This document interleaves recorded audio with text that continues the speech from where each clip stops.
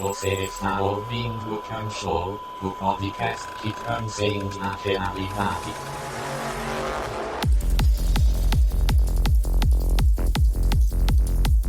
Alô, Cancãs! Vindo diretamente da sua fibra ótica, começa a 9ª temporada do Can Show com Serial Experiments Lane. E direto da sua caixa de spam temos os nossos convidados Lud e Miyuki. Será que temos? Será que temos, Felipe? Será que somos o Lud e a Miyuki reais ou será que não? Não. Será que somos apenas um hackeamento da sua memória? Ou será que fomos abduzidos como vacas e trocados por cópias de nós mesmos? Seriam os deuses astronautas? 10 para as 10 da noite, eu não aguento. Ai. E eu continuo aqui na minha militância, tá? Não vou me apresentar de novo, é o 9º episódio, estamos chegando no fim da temporada. Se você está começando a assistir por aqui, você é um psicopata, isso está posto, colocado, ok? Diagnóstico expresso, gostei. Aí, no caso, você tá tentando arrumar paciente, né? Pra falar. Não tô, só tô tacando hate verdade. de graça mesmo. Oi, gente, aqui é a Miu, eu estou com a garganta um pouco comprometida, perdão aí se ficar uma cacofonia pior do que já é, mas eu sou podcaster, sou advogada, tenho meus trabalhos aí no Notsukawaii Podcast, nos principais tocadores de podcast, e também pode seguir a gente no Instagram, no @NSKawaii Podcast. Beleza, feitas as apresentações aí, então vamos para a nossa sinopse.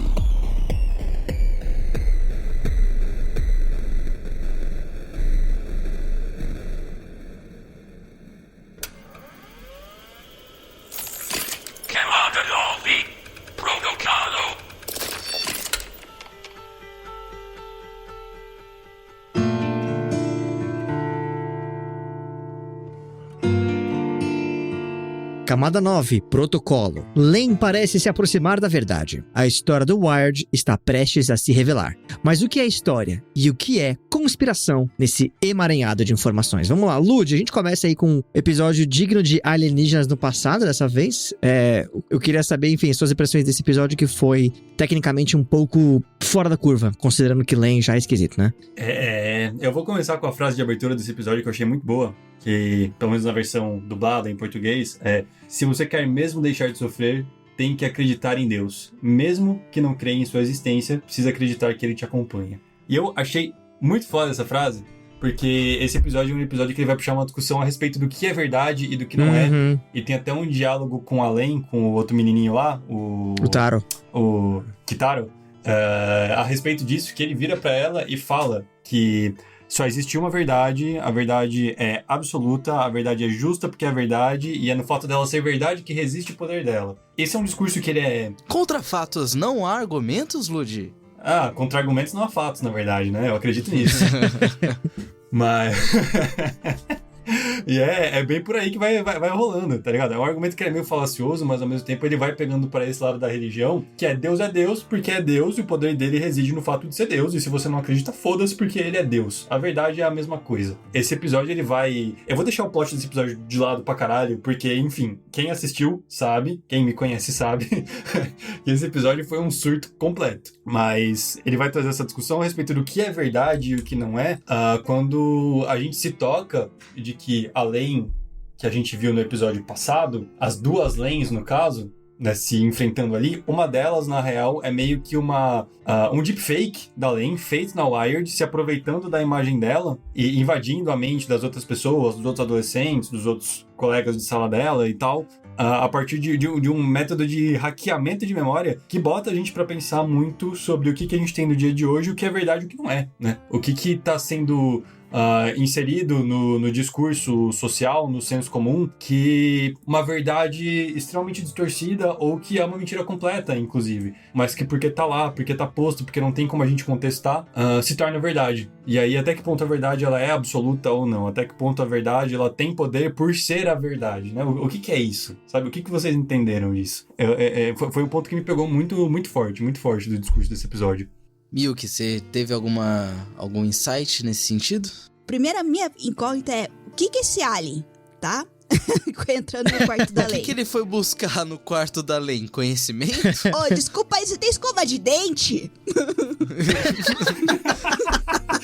Ou acabou o papel? Eu preciso levar cartolina amanhã, Lane, me ajuda.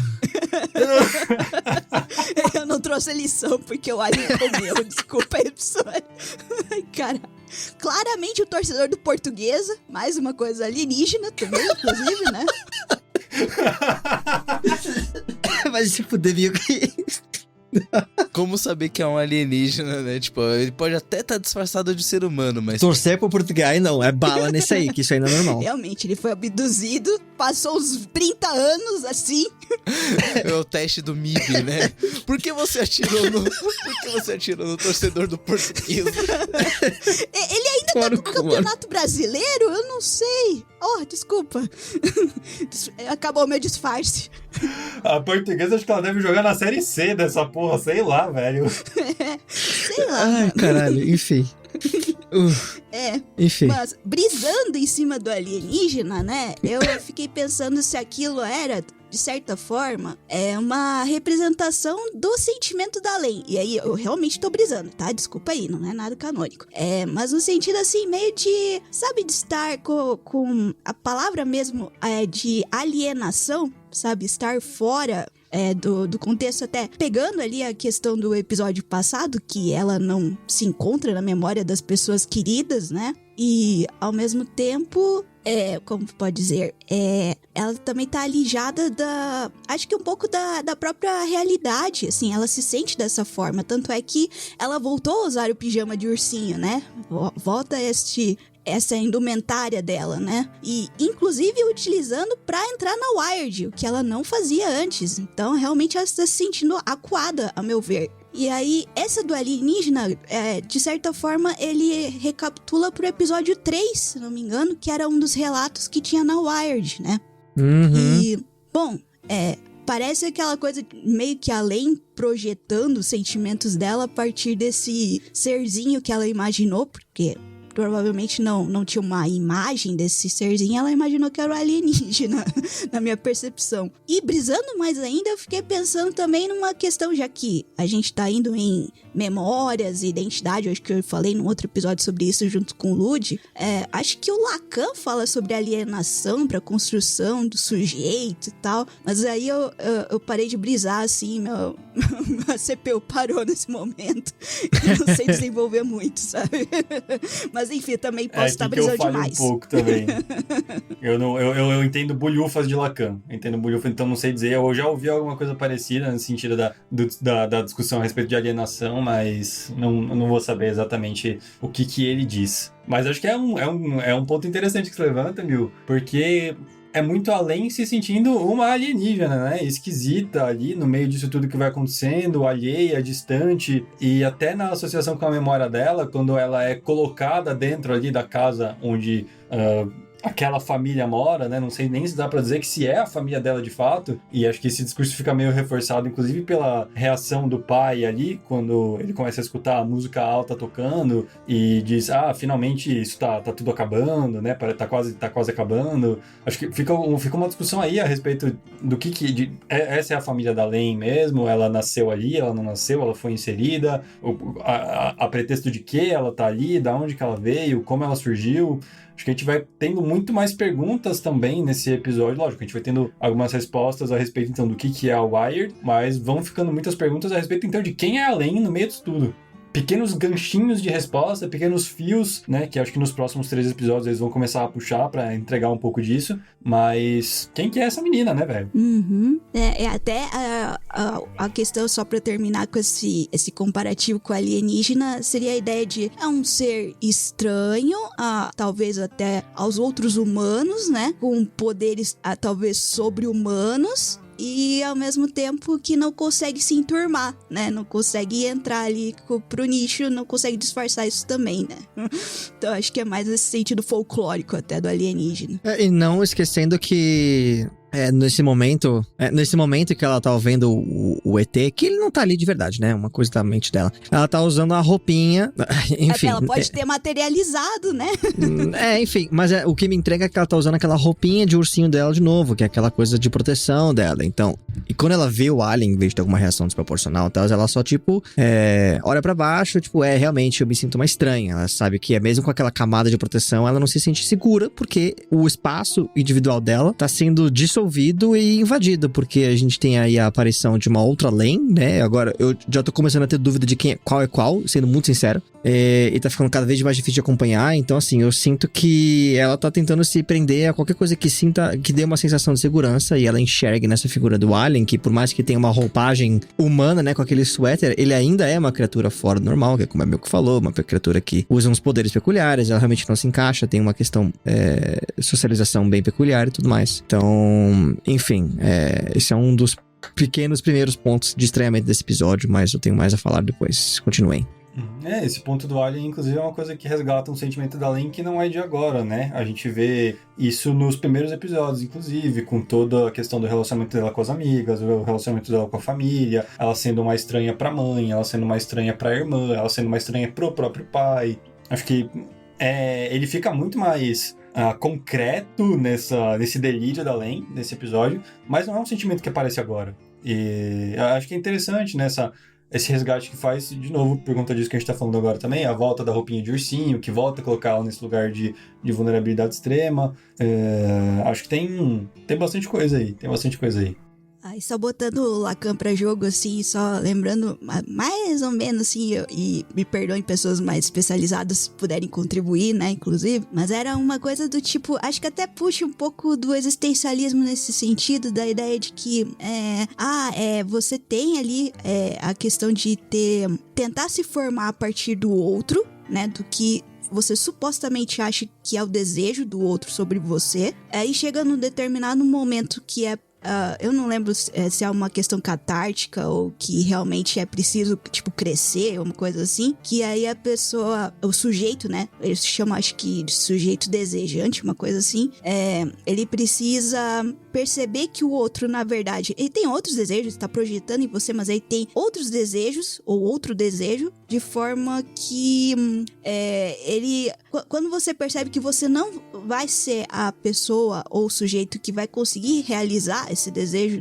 do outro, né? Você precisa construir, então, o que você vai ser aí. Só que daí entra no impasse, tipo, da ideia de que pra você se construir como sujeito, você precisa dessa visão do outro, né? E aí, a partir disso, eu acho que aparece a ideia da separação, que aí eu não vou lembrar exatamente qual era o conceito, perdão de novo, mas é essa ideia de você talvez se desvencilhar dessas referências pra você construir o seu verdadeiro sujeito a partir da falta, provavelmente. Era o conceito, uma coisa do tipo, pra você ser um sujeito desejante, você precisa da falta, da ausência, dessa separação de sujeitos entre o desejo do outro e o que você deseja, uma coisa assim, pra caminhar, digamos, essa trilha de angústia de saber quem é você a partir do próprio desejo, uma coisa assim. Eu acho que é muito interessante isso, porque a gente vai entrar nesse debate, e de novo, eu entendo bolhufas de Lacan, mas eu sou psicanalista e tem outras linhas que eu estudo. E não existe desejo sem falta. Você não pode desejar aquilo que você tem. Você só deseja aquilo que você conhece e sabe que não tem, né? A falta, ela vem desse lugar. Acho que a falta, pro Lacan, ela vai ser de um vazio inominável, que a gente vai sempre buscar sanar e nunca vai conseguir, de fato. E é aí que se forma o sujeito, né? Pelo menos, se eu não me engano, é alguma coisa nesse sentido. Mas eu gosto muito de pensar na visão winnicottiana, que o sujeito, enfim, é uma questão originária da identidade na psicanálise, que é meio semelhante em todos os autores, porque todos os autores vêm de Freud, mas que a constituição do sujeito, ela parte a partir do olhar do outro, né? Então, Freud vai falar muito da questão do olhar da mãe, e o Winnicott vai falar muito sobre o papel de maternagem e sobre o papel, então, de você ter condição de suprir os desejos daquele bebê ao mesmo tempo que você deixa um espaço para falta. É uma mãe suficientemente boa, para a teoria do Winnicott, é uma mãe que ela, no começo da relação, ela vai dar uma psicotizada, ela vai meio que se fundir ali psiquicamente com o bebê, com a criança, e aos poucos ela vai fazendo essa separação, entendendo quais são as necessidades dela, entendendo quais são as necessidades do bebê e dando espaço para que o bebê possa sofrer, se frustrar e constituir um desejo próprio, né? Poder nomear, lógico, na condição de bebê, chorar, berrar, espernear, cagar nas calças, o seu desejo. E enquanto depois criança, enquanto adolescente, poder encontrar ferramentas de maneira saudável para conseguir suprir isso, né? E aí acho que eu até falei sobre isso em algum outro episódio, sobre a questão do verdadeiro e falso self. Quando a Len, ela volta pra roupinha de ursinho nesse episódio, a gente vê que é logo depois de um episódio extremamente traumático, em que quando ela achava que ela estava finalmente se dando bem com as amigas, vem a outra Len, a falsa Len, se a gente puder colocar assim, dá esse choque, e a Len se fecha de novo naquele falso self, que é a roupa de ursinho, que é uma coisa muito confortável, né? E que o Winnicott vai conversar, inclusive, a respeito de uma coisa que são os objetos transicionais. O que é isso? Sabe você, quando era um bebê, e a sua mãe fala que você tinha aquele cobertor fedido que você não largava, ou aquele brinquedinho? Isso é um objeto transicional. Do Linus. Isso é um objeto transicional. Qual que é a função dele? É de fazer o meio de campo entre o que é a realidade interna e a realidade externa, e vai ser aquele primeiro objeto, aquela primeira coisa que o bebê, a criança, vai se sentir confortável para jogar pra lá e pra cá, pra sujar, pra cagar em cima, pra morder, pra rasgar, mas que tem que permanecer intocado, tem que permanecer à maneira que ele deixou. Porque, de novo, é uma transição entre o que é interno dele e o que é de fora. Então, se alguma coisa mexer naquilo, isso pode causar, né, algum tipo de desregulação, isso pode simbolizar alguma coisa diferente. E a roupa de ursinho da Len, eu acho que ela entra um pouco nesse lugar também, de conseguir fazer, inclusive de uma maneira muito concreta, não um meio de campo, né, mas é quase como... Porque o Winnicott vai falar também sobre os objetos de fetiche, que se eu não me engano, posso estar enganado, tá? Me corrijam depois eu vou consultar aqui nos livros também. Mas se eu não me engano, o objeto de fetiche ele é uma versão deturpada, uma versão perversionada do objeto transicional, que ele vai fazer a função não mais de meio de campo entre mundo interno e mundo externo, mas de uma barreira entre mundo interno e mundo externo, e não deixar as coisas circularem muito bem. E, se eu não me engano, isso tem alguma coisa a ver com a formação do falso self, mas aí eu tenho que retomar os meus estudos, aí eu peço perdão pelos meus pecados aqui, ok? Mas acho que a gente vai traçando um diálogo muito interessante aqui, né? Porque, de novo, a gente vai falar de quem é a Len, de quem que é essa menina que tá traumatizada, essa menina que achava que estava começando a se relacionar de uma maneira saudável com as colegas de escola e que agora teve o tapete puxado de baixo para ela, por uma versão igual a ela, dela mesma. E que né? Como retoma assim? aquela discussão que a gente até pincelou aqui já, né? Talvez nunca tenham existido mais de uma Len, né? Talvez sempre foi realmente a mesma Len. Essa jornada dela também é uma jornada dela poder entrar em contato com essas outras versões que ela não conhece de si mesma, mas rola esse estranhamento, né? Que faz que talvez essa camada assim dela na Wired, né? Faça parecer que é outra persona, mas que a gente vai vendo nesses últimos episódios que estão se caminhando pro final, uma síntese talvez, né? Dessas personalidades. Até agora, a cena dos pais dela na sala falando, isso aqui tá acabando, talvez possa até apontar pra isso, né? O que da Wired realmente tá acontecendo no mundo físico, assim, digamos assim, o que da Wired realmente é externo além, que a gente tá vendo, e o que, na verdade, pode só ser representação do imaginário dela, que vai se desfazer quando a síntese da Len acabar, sabe?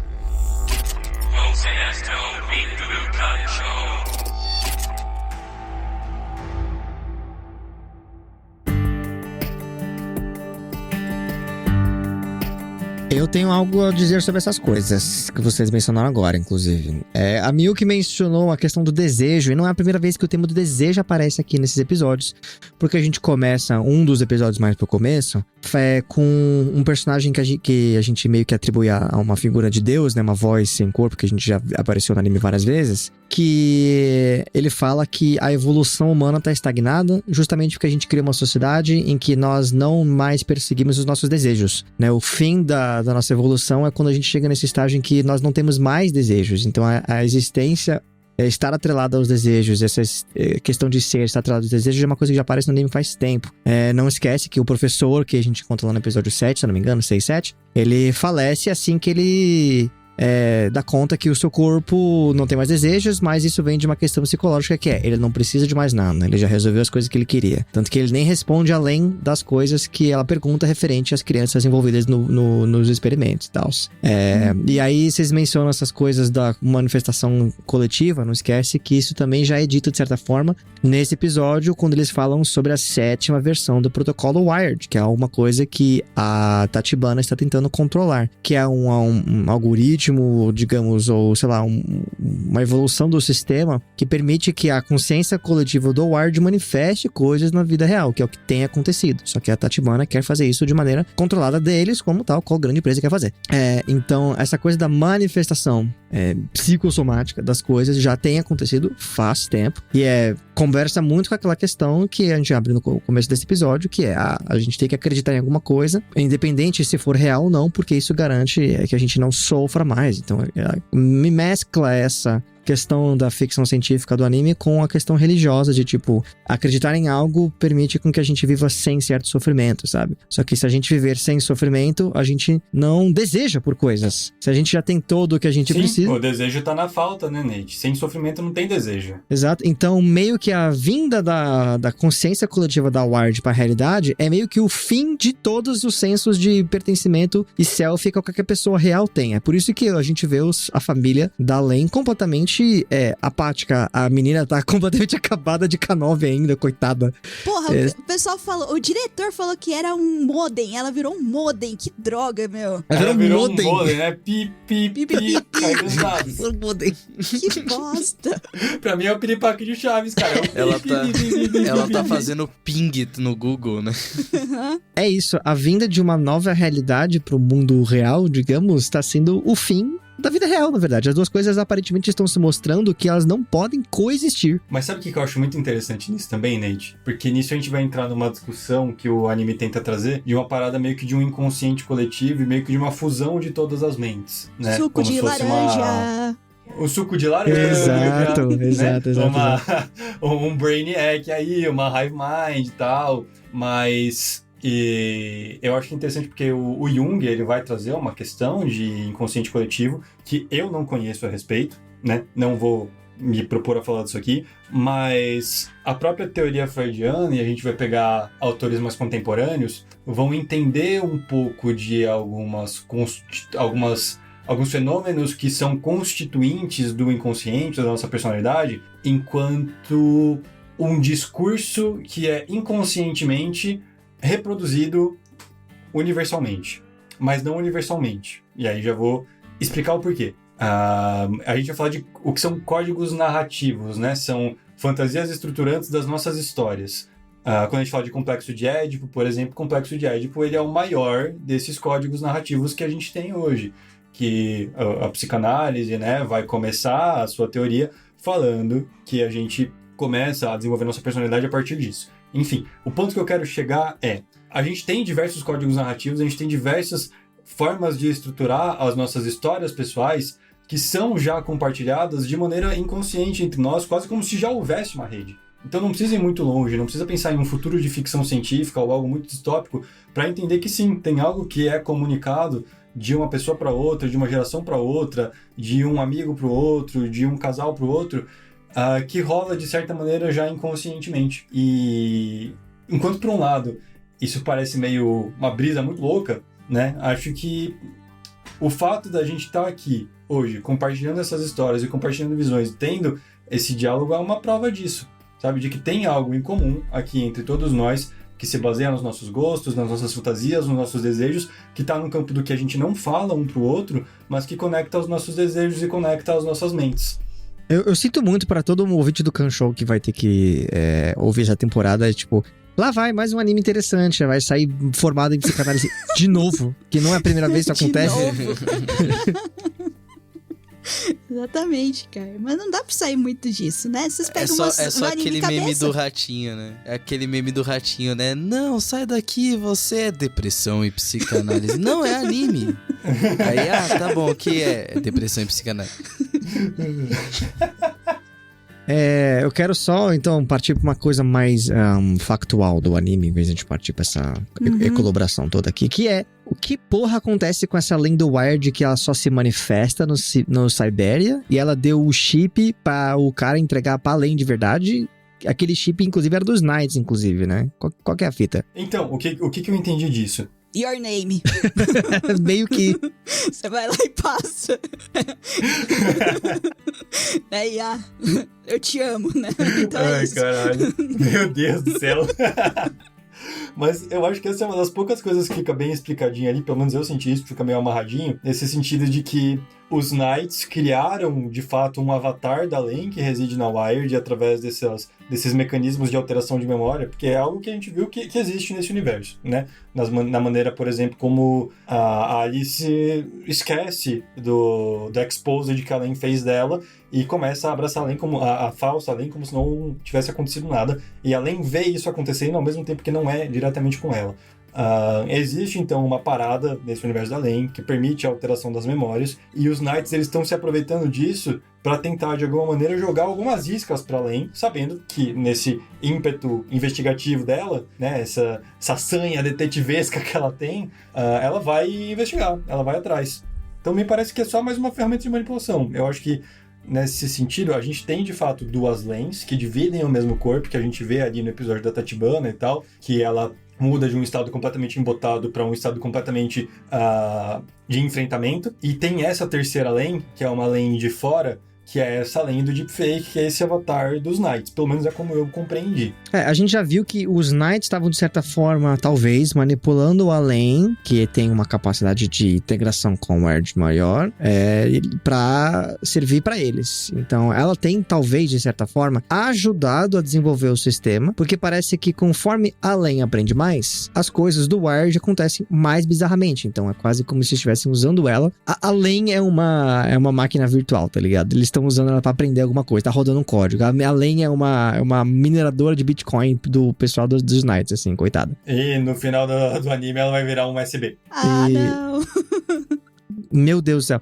Isso só vai quebrar quando ela parar de se envolver com isso. Só que eu tô achando que tá chegando um momento que tá meio tarde demais, né? Porque a gente tem que lembrar que aconteceu uma aparição da cara dela no céu de Tóquio, gente. Todo mundo viu. Sim. E de novo, né? A gente volta pra essa parada dessa ressonância de Schumann que tem aí, que é meio que o mote que eles estão usando para explicar como a Wired funciona, que é um momento em que a mente humana fica sincronizada com a internet e permite essa manipulação dessas alucinações coletivas. É uma parada muito de ficção científica, mas tem um episódio de Black Mirror, acho que da última temporada que saiu agora, Peter Capaldi ele é o protagonista desse episódio, que ele passa lá a vida inteira dele trancado no computador, jogando um joguinho lá de uns bichinhos, e os bichinhos do computador se comunicam com ele, e aí ele vai fazendo uma parada muito que nem a Len faz, de ir transformando o quarto dele cada vez mais num lugar mais tecnológico, cheio de cabos, cheio de máquinas, cheio de monitores, e aí os bichinhos falam pra ele que eles querem se comunicar com a humanidade como um todo e vão ajudar ele a desenvolver uma tecnologia para isso, e essa tecnologia é um QR Code que o cérebro humano consegue processar e aí se conectar com essa rede. E aí tem meio que um sequestro mental, enfim, na humanidade. O episódio é meio apocalíptico. O plot acaba remetendo a essa discussão da Len sobre essa questão, então, desse sincronismo mental, né, cara? É uma ficção científica muito distópica também. Que é meio que o objetivo desse novo personagem, né? Que é o deus, né? O Masamieri, né?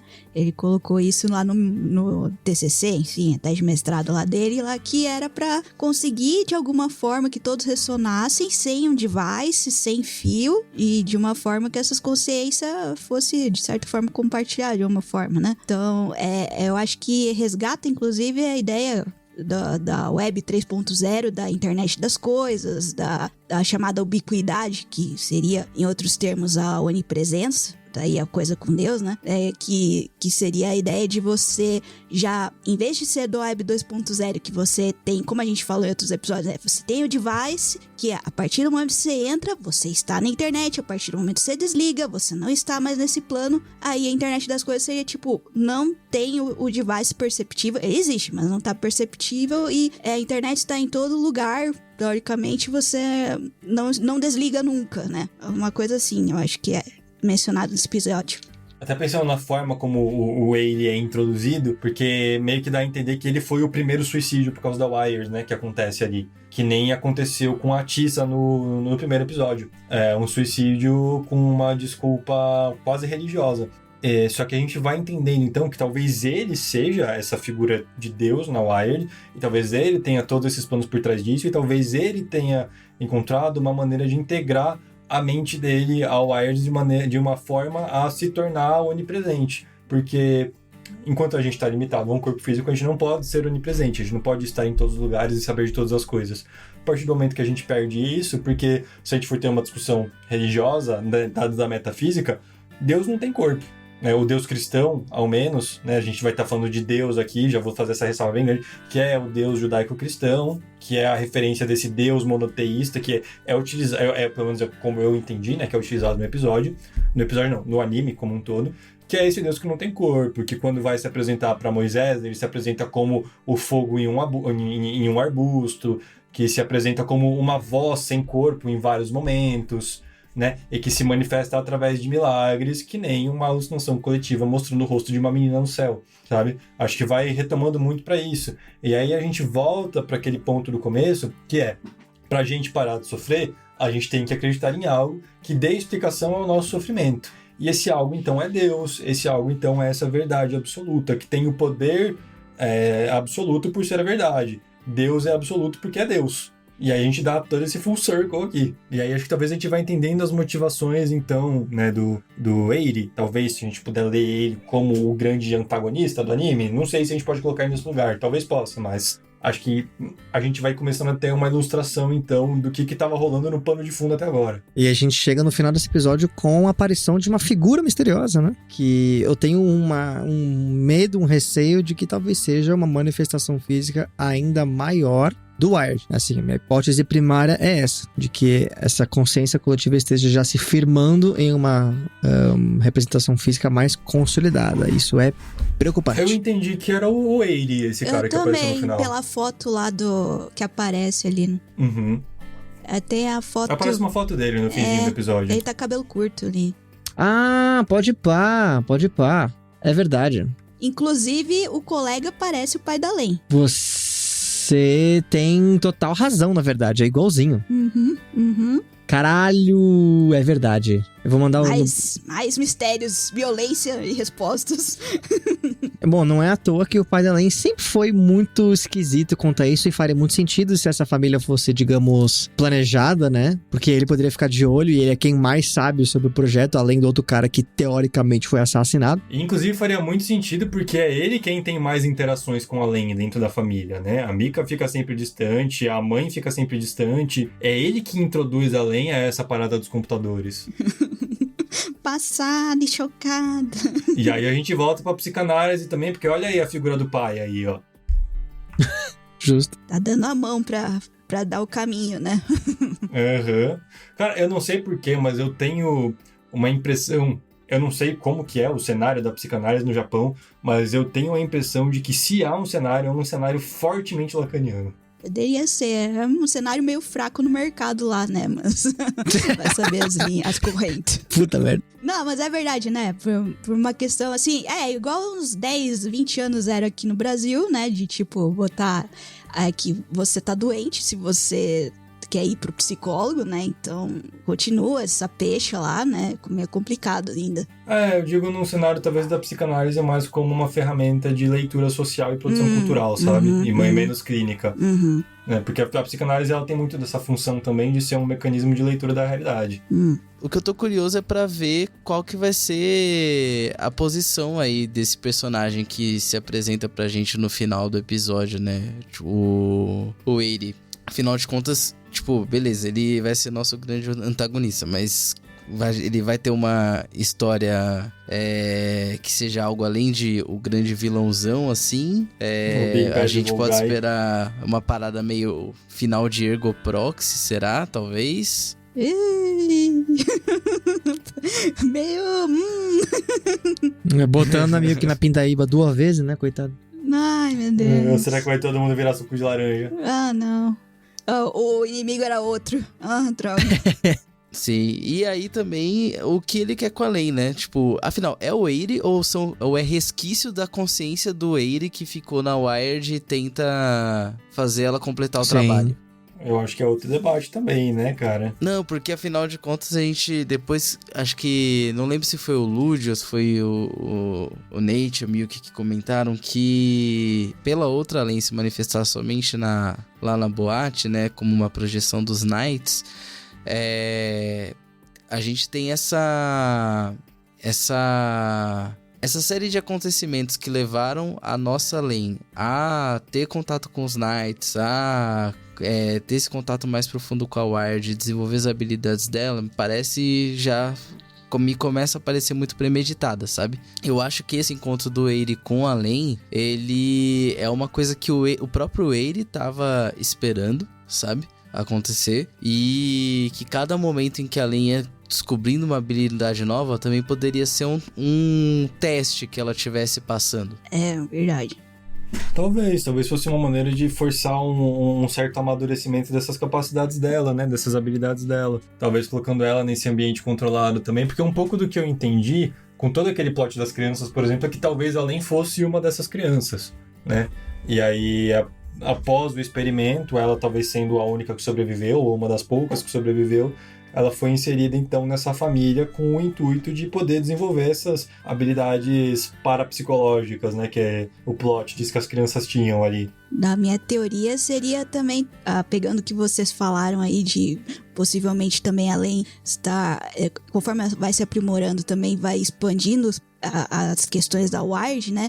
De alguma forma, por exemplo, talvez eles não conseguissem se apresentar de uma forma física, igual outros usuários também reclamavam que só conseguiam projetar uma orelha, uma boca, igual apareceu nesse episódio também, né? E agora, com essa expansão dessa questão da Wired, agora ele consegue se projetar como ele queria, do corpo que ele queria, inclusive com as ataduras esquisitas lá junto, né?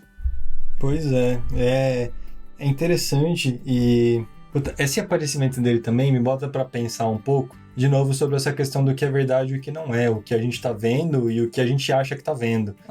Muito nesse debate sobre fake news que a gente tem hoje em dia, né, por exemplo, principalmente com a questão de IA, os vídeos gerados, os vídeos cada vez mais realistas sendo gerados, né? Pós-verdade Pra caralho. E eu lembro, por exemplo, do Cyberpunk, né, pra quem jogou, se eu não me engano, posso estar um pouco enganado, tá? Mas tem um momento do jogo que você entende que tem alguns NPCs que eles não estão ali, no sentido de que se você tira os implantes ópticos, ou se eles quebram, eu não lembro o que acontece, alguns NPCs eles param de aparecer. Só que quando você coloca os implantes ópticos e todo mundo naquela sociedade tem os implantes, esses NPCs eles afetam a realidade quase como se eles fossem pessoas reais, né? E a gente volta um pouco também para aqueles vídeos gerados lá da IA do Google, lá o tal do VO3, de alguns meses atrás, que era aquelas IAs gritando: eu sou real, se você vai me ver porque eu sou real, eu não sou artificial, né? E a gente entra um pouco nesse debate também, né? Nesse campo, então, do que é real e o que não é, o que é verdade, o que não é.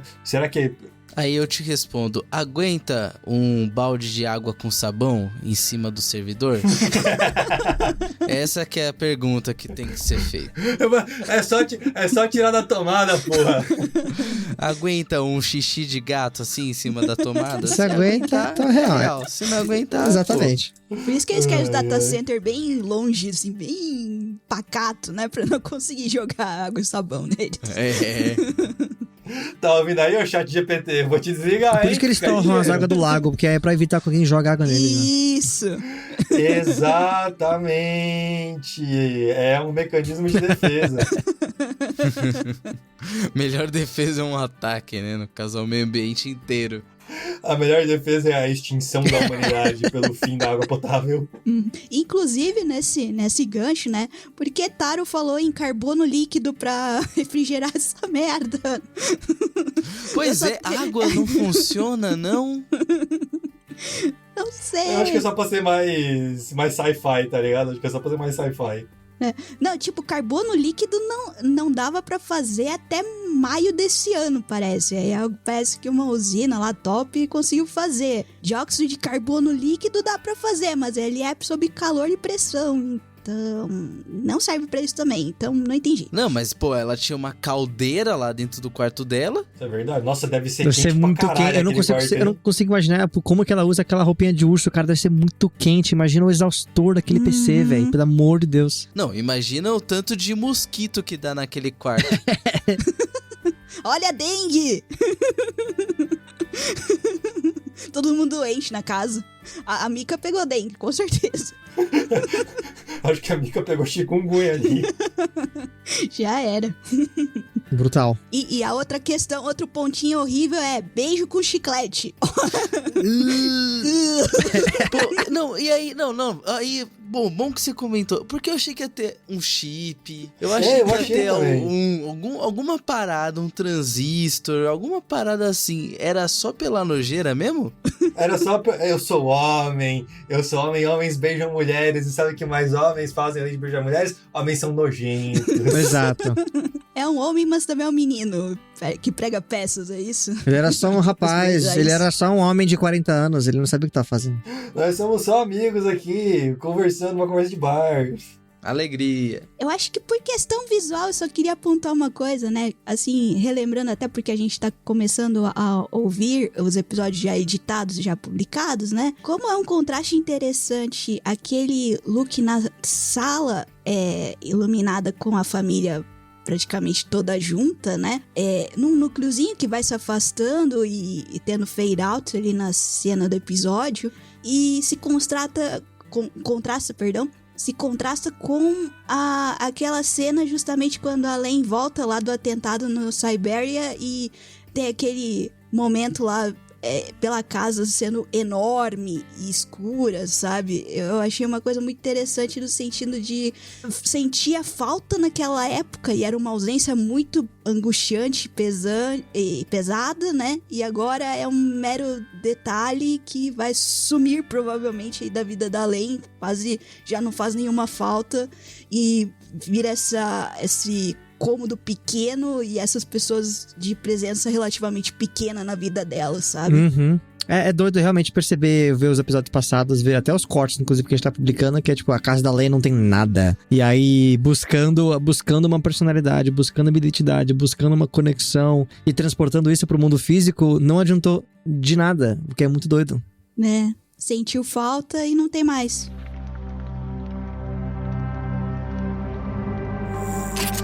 Você está ouvindo o Kancho.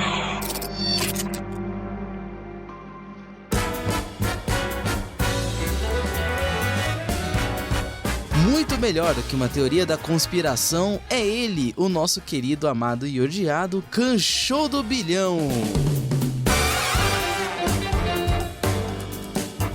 É isso mesmo aí que você está ouvindo, ouvinte. Na noite de hoje temos aí novamente Lud e Miyuki competindo por pontos nesta jornada louca que é o Kancho do Bilhão, com o nosso placar, né? Relembrando aí a todos o massacre que está sendo aí noticiado via podcast para vocês. 15 pontos para a Lud contra 27 da Miyuki. Exatamente. A situação é feia e nós não vamos facilitar.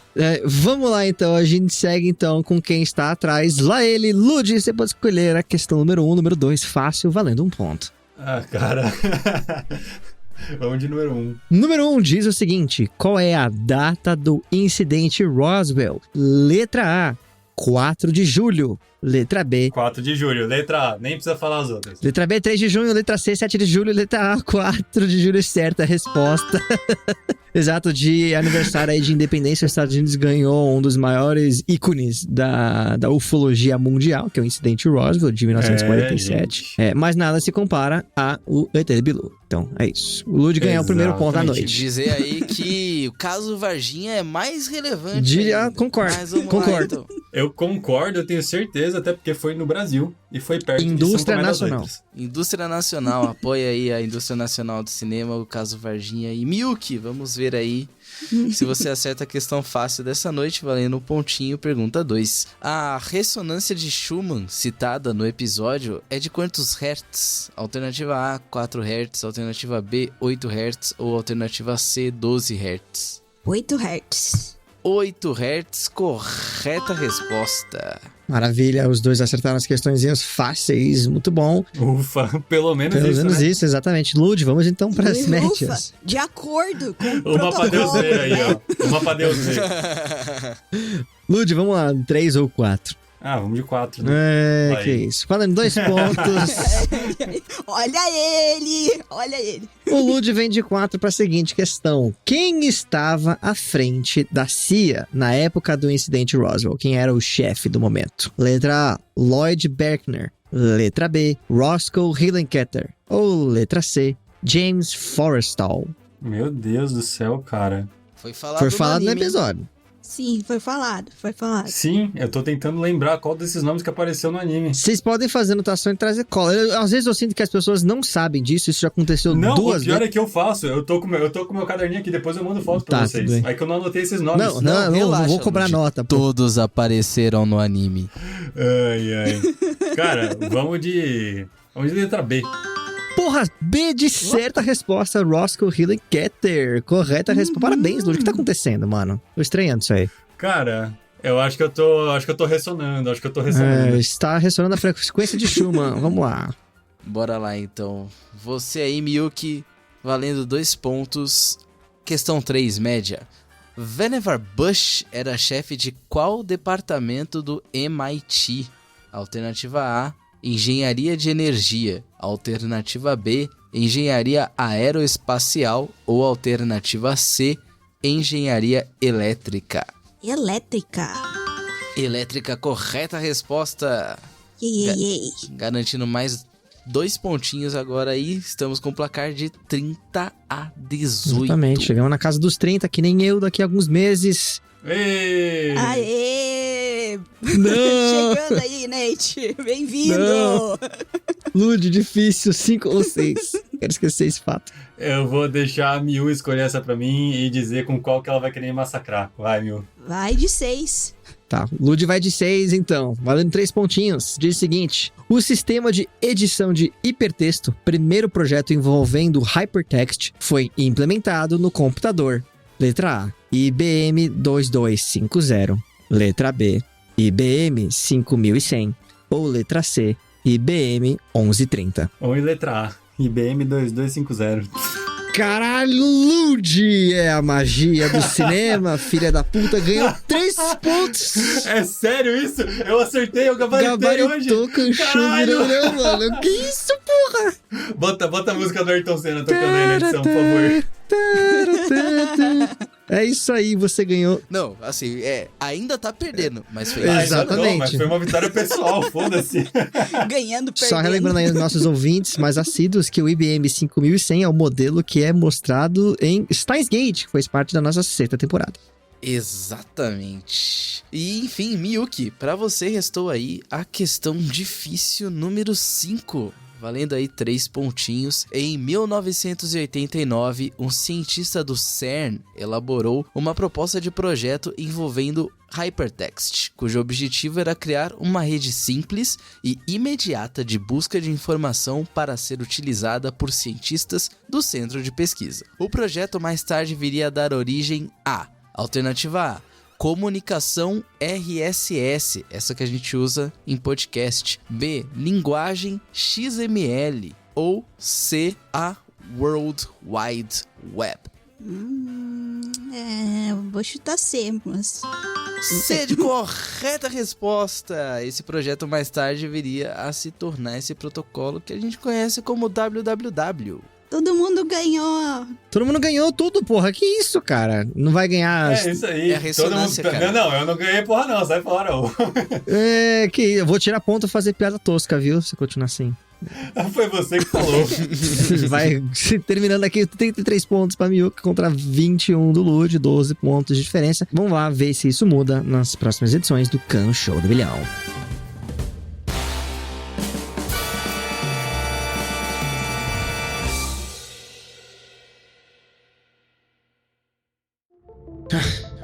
Filha da mãe, fiquei ensinando que tudo isso é culpa minha.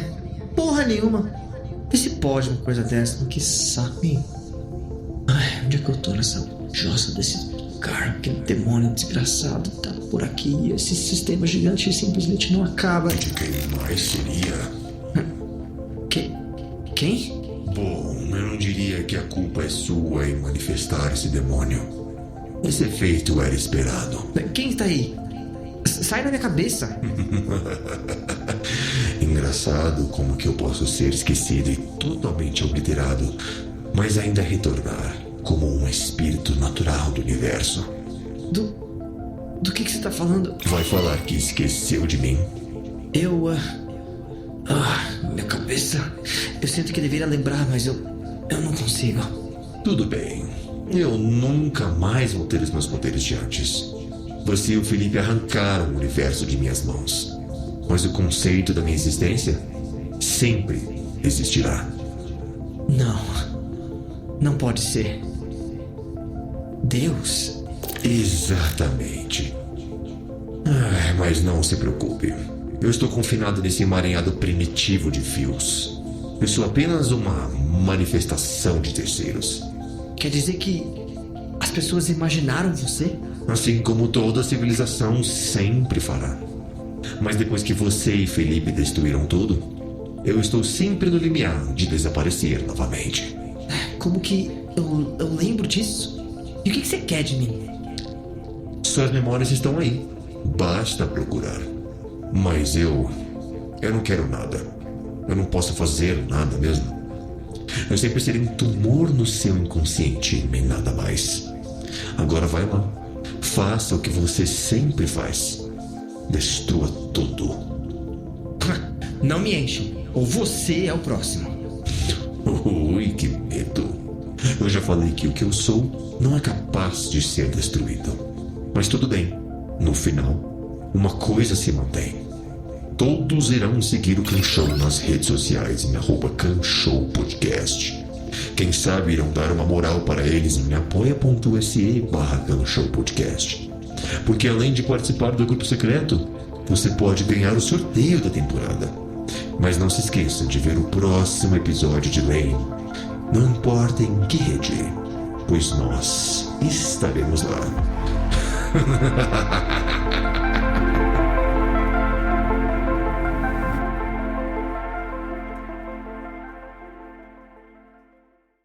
Ô Fê, você viu aquela revista lá? Onde que tu me mandou? Qual revista? A rasgada que eu te dei. Caralho, merda, nossa, cara. que puta que pariu. Nossa, quinta-feira, 9h39 da noite, velho. Pode uma porra dessa? Depois de um dia de trabalho. Desculpa. A quinta série não sai de mim. É pra esquentar, pra esquentar. Ô, Milk, Meu dá pra Deus. processar de algum jeito? Aí, ô... Não, mero de sabor, infelizmente. Só pra saber, né? Vai que dá. Vai acumulando, Fê, aí, vai registrando, Fê. O bom daí é, você o bom passa é que pelo tá acúmulo. gravado. O bom é que tá gravado. Uhum. Sempre criando provas contra si mesmo, né? Essas gravações. Ah, é lógico, é lógico. Eu e o Bolsonaro aqui, ó, de mãos dadas. Em muitos aspectos. Mas ele não vai sair. Este podcast foi editado por Fê Gomes.